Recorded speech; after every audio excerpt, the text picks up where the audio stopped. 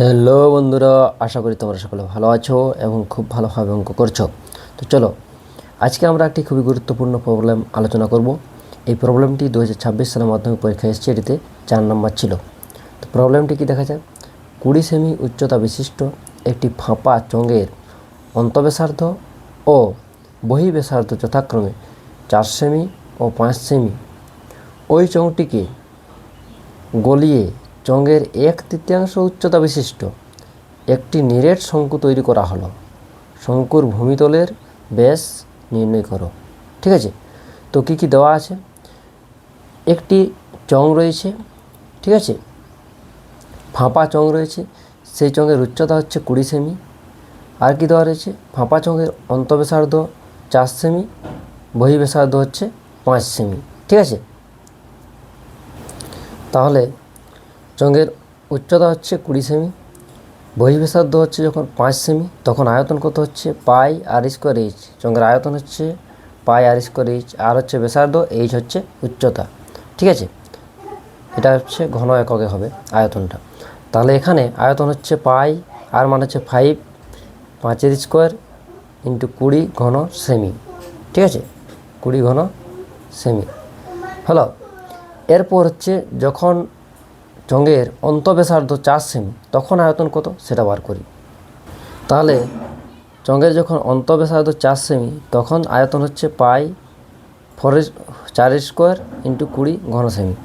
তাহলে যখন বহিঃব্যাসার্ধ নিয়ে একটা আয়তন পাচ্ছি, অন্তঃব্যাসার্ধ নিয়ে একটা আয়তন পাচ্ছি, এরপরে এই বহিঃব্যাসার্ধ নিয়ে যে আয়তনটা পাচ্ছি, সেখান থেকে যদি অন্তঃব্যাসার্ধ নিয়ে যে আয়তনটা পাচ্ছি, মানে যে ফাঁপা অংশের ভিতরে তার যে আয়তনটা পাচ্ছি, সেটা যদি বিয়োগ করে দেওয়া হয়, তাহলে চোঙের মধ্যে যে বস্তু রয়েছে বা যে বস্তু দিয়ে তৈরি তার পরিমাণটা পাওয়া যাবে। ঠিক আছে, বোঝা গেছে? তাহলে বহিঃব্যাসার্ধ নিয়ে আয়তন থেকে অন্তঃব্যাসার্ধ নিয়ে যে আয়তন, সেটা বিয়োগ করলেই আমরা চোঙের মধ্যে যে বস্তু রয়েছে সেটা পাবো।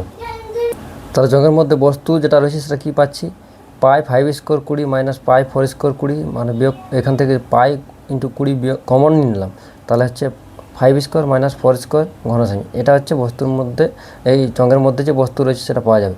এরপর কি বলেছে, ওই চোঙটিকে গলিয়ে চোঙের 1/3 উচ্চতা বিশিষ্ট একটি নিরেট শঙ্কু তৈরি করা হলো।